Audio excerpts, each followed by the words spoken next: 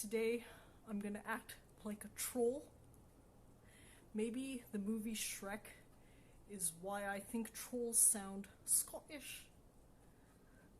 Some people confuse Scots and Irish people, so I think I heard this from somewhere before. Scottish, Irish, Gerard Butler, Conor McGregor.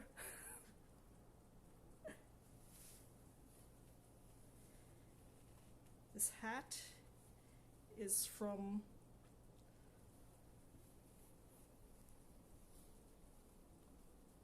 Lochcarron of Scotland.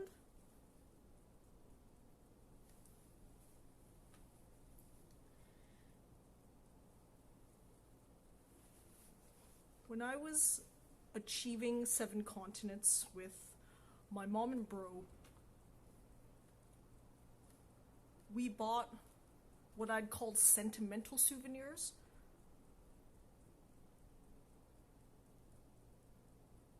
Have I previously quoted the studies on happiness?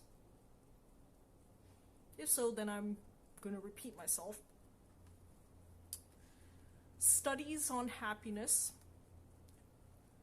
have discovered that people are happier spending money on experiences because of a nasty adaptation called hedonic adaptation.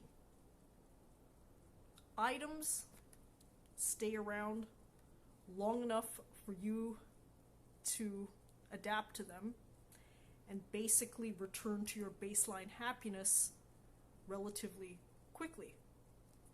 But experiences have the good sense to come and go. So we actually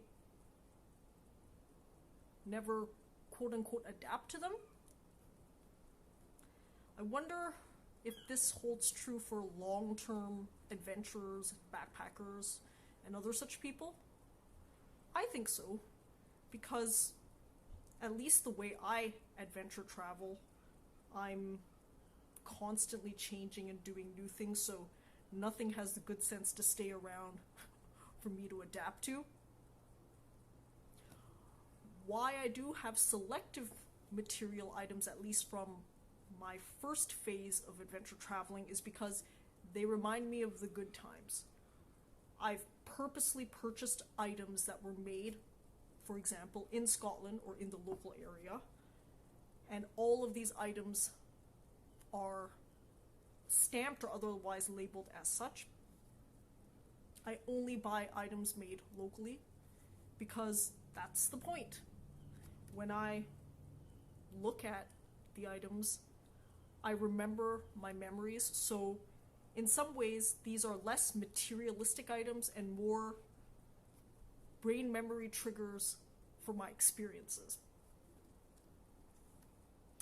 Today, I'll be honest with you, I was gonna phone it in because I'm having some of those girly girl problems that make dancing difficult, but today, such a nice day outside that I decided to give it a go, throw down some moves, and let it be whatever it is.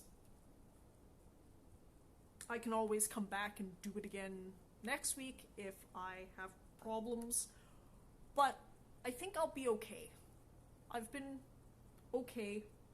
Remember, I'm doing this for fun, for learning. If you want real quality in any facet, whether it's vlogging, video, dance, whatever, you know to go somewhere else. If you're here because I'm authentic to the process, the creative process, and it is what it is. So, I'm feeling like a troll today. Yeah, I think it's Shrek, Gerard Butler. I think it's Shrek who speaks with a Scottish or Scottish sounding accent. I have to rewatch that movie. In any case, I think it's fitting. So any Scots out there, take it as a compliment. Your voice Sounds like a troll. I'm gonna throw down some moves now. I'm gonna talk a little bit more.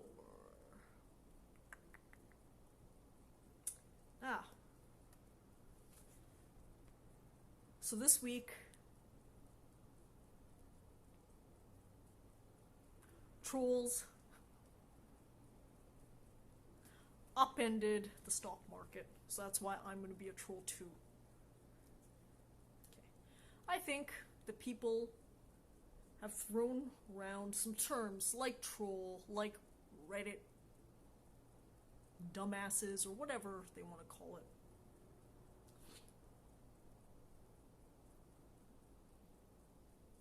Would you be surprised that I'm on the side of the Redditors? What have they done? But mostly due diligence, at least the original people who discovered that Wall Street had heavily shorted GameStop.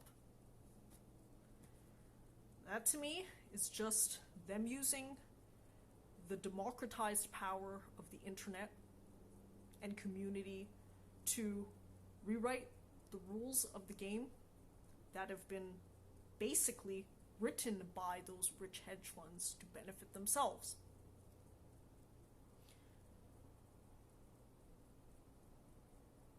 As much as I always talk about my electrical engineering background, the one that maybe I should also lean on is my other major, which is finance/accounting. At one point, even I had considered taking a Wall Street-like job. I was also heavily recruited. I've explained before that I've always been a good student, but being a good student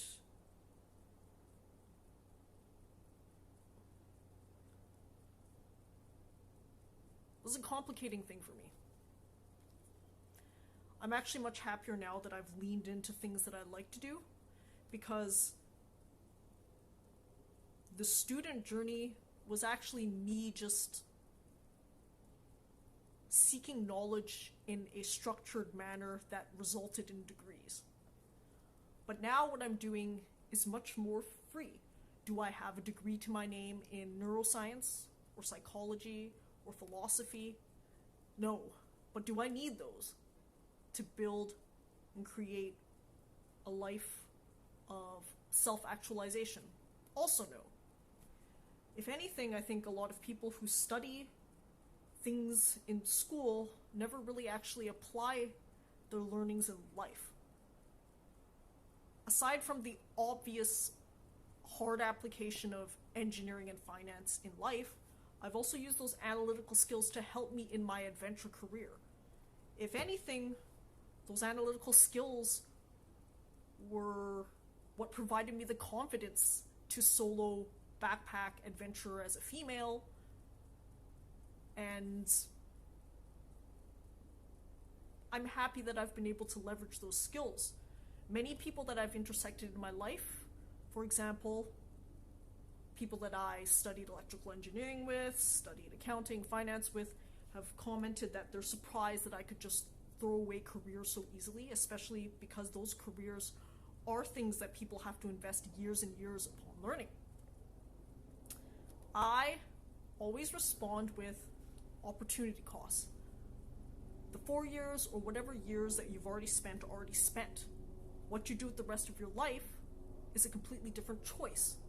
And if you always tie yourself to the original investment, you'll always think that you have to keep double downing on a path that you're on. But like those GameStop investors, you have to know when to get out. And for me, I know this sounds very contradictory, but trust me, it makes sense, at least in my scenario. To me, finishing off the electrical engineering degree was the fastest way to leave school. Okay, yes, I could have just straight dropped out. That would have been a way as well. I could have switched majors. That's something I also considered. But I realized that school was just something that, at least at that point in time, I just had to muscle through. the quickest way to muscle through was just to keep on track, because all of the credits that I did, switching them around would have actually taken me back, time-wise. So, I think all in all it was the right thing to do. I treat it as a mental sojourn, learning about the secrets of the universe, which is what electrical engineering is. It's basically applied physics, and physics, to me, is the study, the secrets of the universe. Yes, okay. Before I talk away my time, I'll dance now.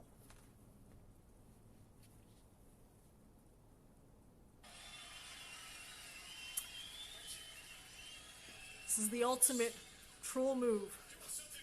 Reddit, game on.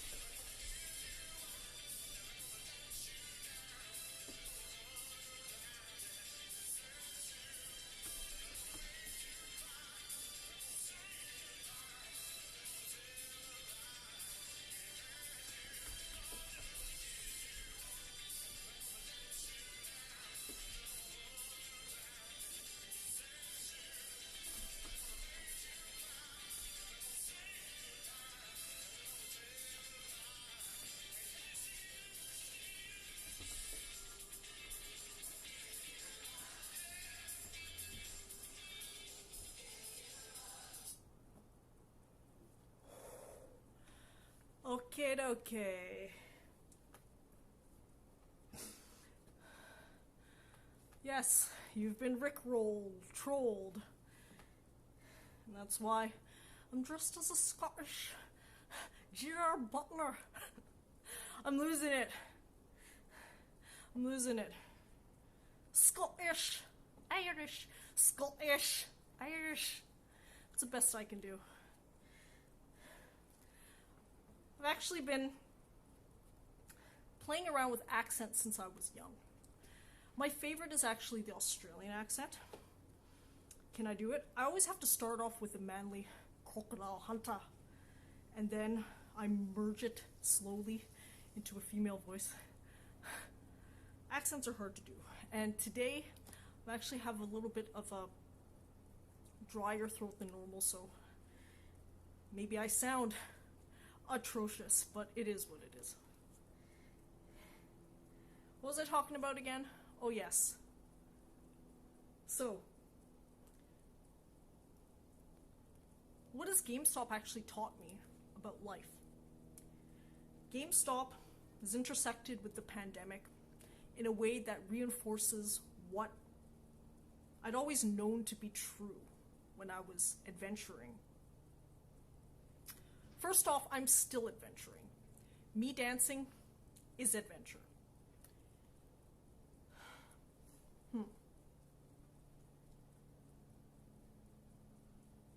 Yeah. Okay. Do do I want to continue because I've actually stopped the song midway. I'm repeating the same choreography, but you know what? I'll leave it as I've been doing it.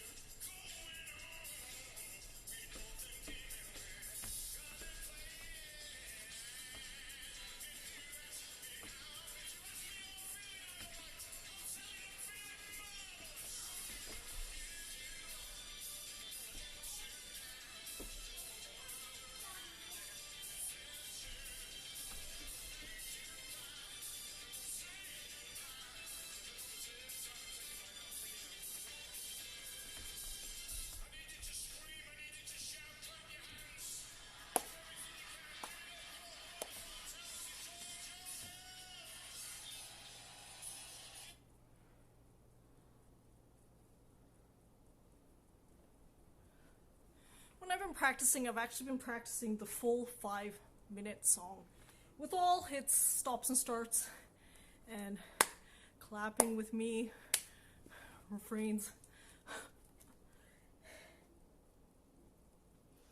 But I think that's about good, and I will repeat 2 more times in a little bit. Yes, my brain works this way. I'm stream of consciousness.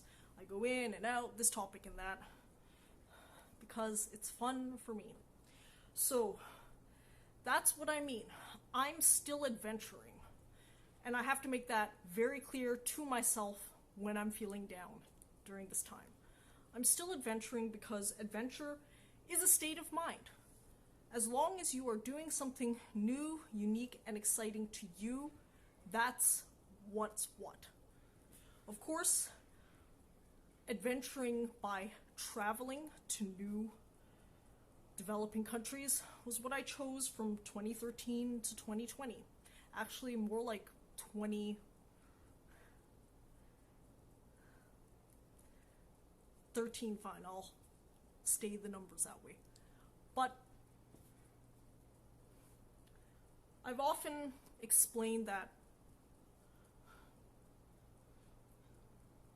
why I acted like a person about to die, why I acted as if those activities would drop off, is because I actually was playing a game with myself that I explained before. Steve Jobs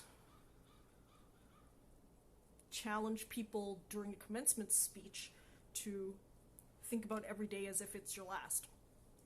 I think maybe that works better with a bit of a wider range, because day to day you can accomplish a lot, but with just a little bit longer window you can accomplish even more, because a lot of at least what I want to do has a bit of runway, has a bit of window on it. So I widened it to 6 months. I played a game with myself. What do I want to do in the next 6 months? Otherwise, that activity drops off. That's just the way the game is, the way I've structured it. It's a soft death. Now, of course, I'm comfortable with the concept of death, so I could have used Steve Jobs' description, but I decided to come up with my own. I gamified death. I basically challenged myself that every 6 months, the thing you want to do the most drops off. So you have to do it now, otherwise it just drops off. Now, obviously, as long as I was alive, I could still have the power to bring it back, but I've never had to do that, because I've always just asked myself, okay, in the next 6 months, what would I do? Otherwise it drops off, it drops off, it drops off. And that's how I achieved 7 continents with my mom and bro, and then I continued on to 101 countries myself. Yes, 2019 was the last year that I actually added countries to my count. 2020, I would have probably added a good couple, at least all of Eastern Europe, but I had to return back from Turkey, which is a country that I already had counted before. So 2020 was the first year in a long time, since 2013, without any new countries. But I still did a lot of new, unique, exciting things. I learned to dance. I taught myself to dance, and I also choreographed routines along the way. 2021, I've started editing a documentary series. Admittedly, that is actually probably going to be a lot more work and a lot more soul searching than I already thought I'd been doing. For someone like me who's been diligently documenting, really, my entire journey in video form, I still have so much to do to collate all the information. I think maybe more accurately, I've done a very, very thorough first draft in extracting from my vlogs, but that's a lot of information, and now it's about refining it to something of a story. Now, even a story process is actually still, for myself, more than others, because in storytelling, I can contextualize what I've fucking done in this crazy thing called life. And honestly, now that I've had an opportunity, a forced stop in my adventure travels, I can focus on other adventures that I would have taken a long time to get around to. For example, the dancing and the rockumentary. So all in all, to the top. And now we dance again.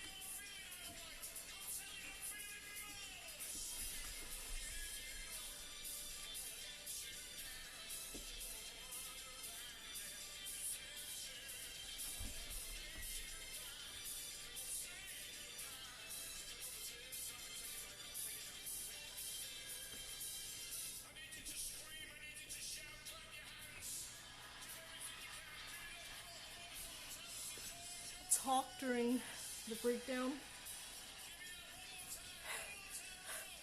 Yeah. One more thing about adventure dancing is that moving your body makes you feel good, and it has across space and time, from the old ages to the new ages. Dancing has been a part of human culture, and there's a good reason why.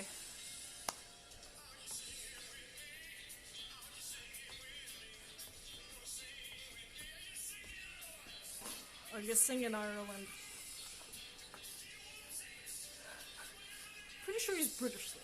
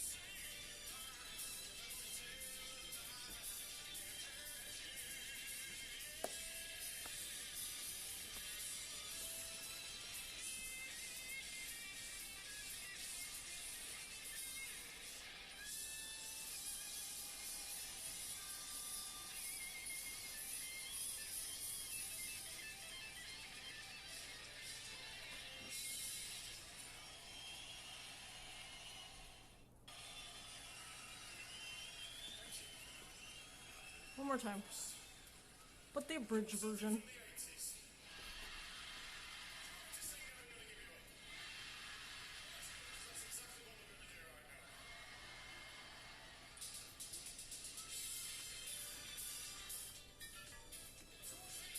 Yes, I know it's almost time.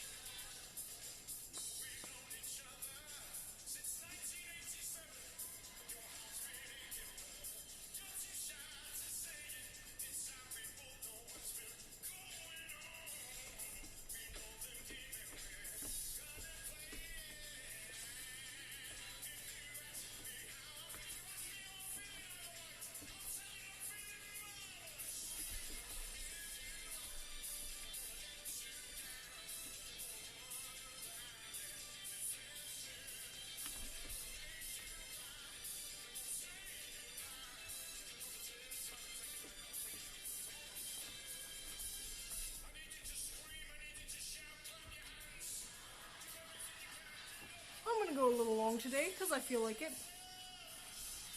Well, mostly because this is what happened with girly brain when girly problems are in the picture. Your brain goes. That really sucks because that takes out a week of your life if you count pre, during, and post. A week to maybe even up to 2 weeks if it's really shitty. So, man, yeah, I will co-sign the fact that I should have tried to resolve the problem a lot longer, a lot sooner, but it is what it is.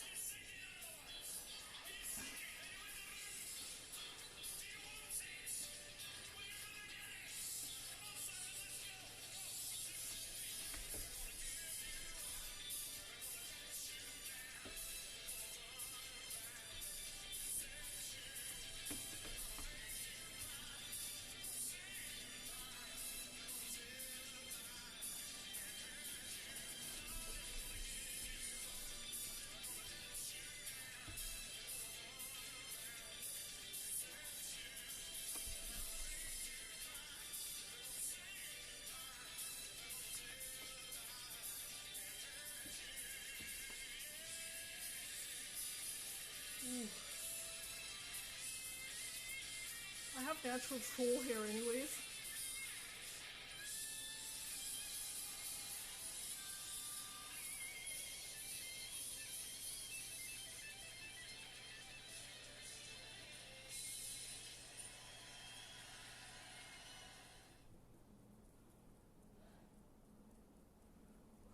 Why I always wait till the end is because it's a gnarly guitar solo.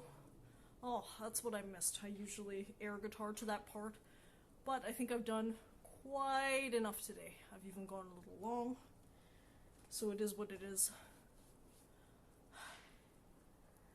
I've noticed in rewatching that I smile a lot and I laugh a lot while I'm dancing, and that just comes naturally. That's the state that I'm in when I'm doing this activity, and that's why I encourage people to do it as well, because it's a lot of fun. Now,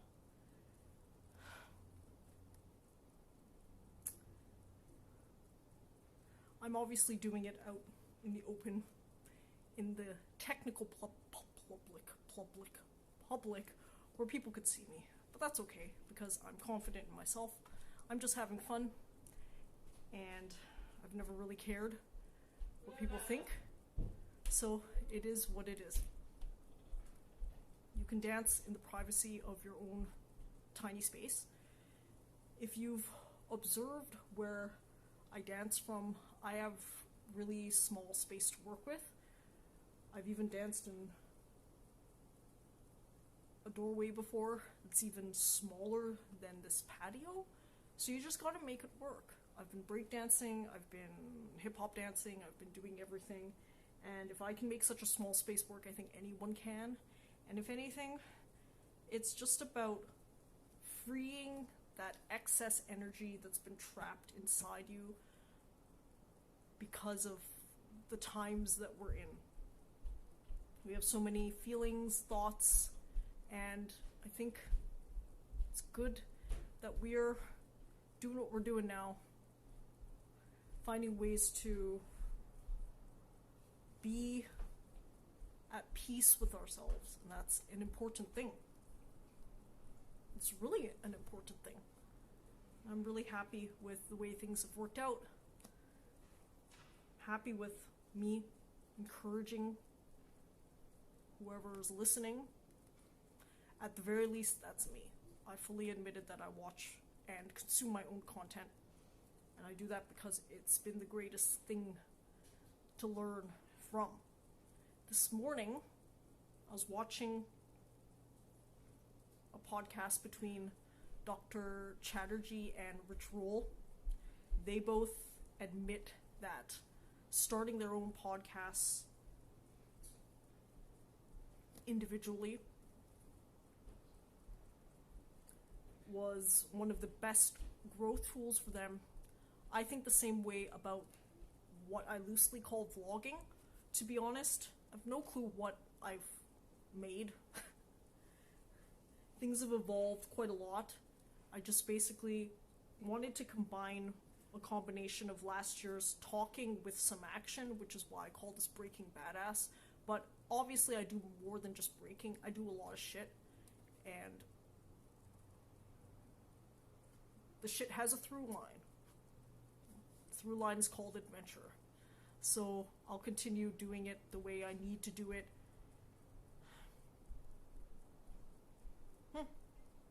Yeah. I think that's what it's gotta be. Since I missed my typical 30, I'm gonna go for another benchmark number. It's because I'm a little bit weird OCD that way. I like certain numbers, I like certain patterns, I do it for fun. The thing never gets out of control. That's the most important thing.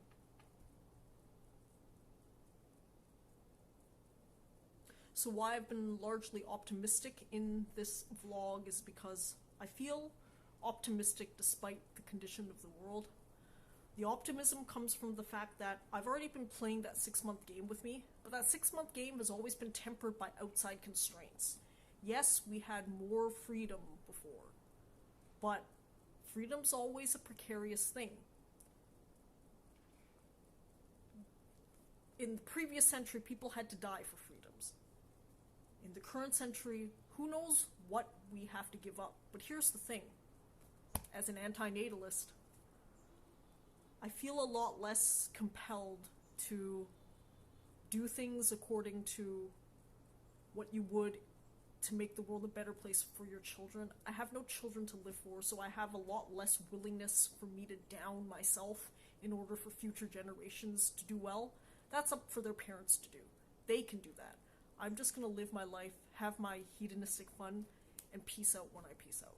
Okay, so that's why all of the long-term effects of this system, I'm gonna gracefully bow out of all of those considerations because they're too much, too big for my brain, and as long as I can still find adventures for me to do, I'm okay.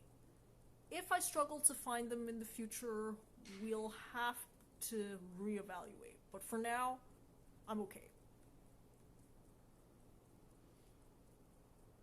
For now, I'm okay. That being said, the important thing, though, is that you have to continue evaluating.